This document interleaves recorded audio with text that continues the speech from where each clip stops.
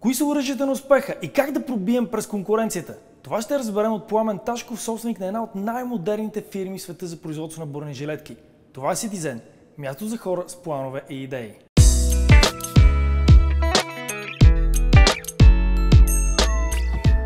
Интересното в моя случай е, че аз не съм споделял този бизнес с извън семейния кръг. Първи, с който споделих, това беше моята съпруга, на която и казах, че е по-добре от търговия, търгувахме една година, да преминем към собствена разработка и производство на бронежилетки, защото знам как това може да стане и имам идеи. Аз имам една особеност, при мен числата и математиката е нещо много естествено. Аз планирам всичко в главата си, математиката ми е в кръвта още от малък. В началото, когато стартирахме, никога не съм си мислил, че ще достигнем до такива висини. Естествено, още в началото си мечтаях да си построя фабрика и завод. Днес тази мечта е реалност.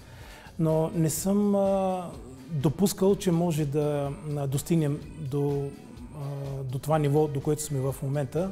Какво щях да правя е въпрос, който трудно бих могъл да отговоря, защото винаги съм искал да правя това. Ще ви демонстрираме защитата на бронежилетките, като тестваме предна част на бронежилетка, в която има плоча, ниво на защита 4. Ще тестваме с куршум на патрон 7,62 по 39 за Калашников.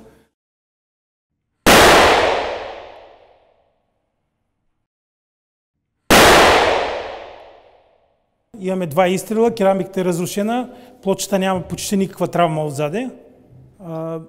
Ключа за успеха към нашия бизнес е това, че ние реинвестираме 90-95% от печалбата.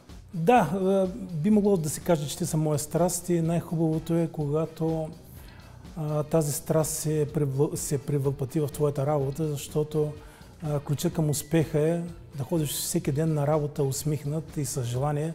Трябва да гориш в тази работа. Ако една работа я правиш с любов, почти винаги това води към успех. Освен, че трябва да си много упорит, освен, че трябва да имаш необходимите знания, е нужно и една малка доза късмет. И ние тази доза късмет и имахме. Но въпреки това, всеки, който започва бизнес, трябва да знае, че късмета отива при упоритите. Той не каца на рамото на тези, които стоят и се оглеждат и се чудят какво да правят. Това е последно поколение на бронежилетките, бронежилетка, която се нарича Quick Release. Изключително модерна е, света е луднал по такъв вид тактически бронежилетки. Нейното предназначение е, че с едно дърпане от тук тази бронежилетка трябва да може да се разглоби. Скопче, само ако опъни това нещо, тази ръчка ако опъни и тази бронежилетка пада на земята. Тази бронежилетка е тип дипломат. Ако я облечете под сако, абсолютно скрита и абсолютно не си личи, че човека ползва бронежилетка. Много добре се приема от VIP персони. Това е една тениска, която също има балистични панели и също е много добре скрита. Много е удачна, ако се носи под риза, под пуловер. Арабите обичат да ги носят под техните, знаете, традиционни бели дрехи. Като съвет към младите предприемачи се сещам веднага за две неща, които са много важни. Първото е, че те неотлъчно и безрезервно и упорито трябва да следват своите идеи и своите мечти. Те не трябва да се отказват. Но за да следваш своите мечти, ти трябва да си много уверен в своите знания и своите възможности. Това е втория ми съвет. Непрекъснато се учете. Учете се, непрекъснато се усъвършенствайте.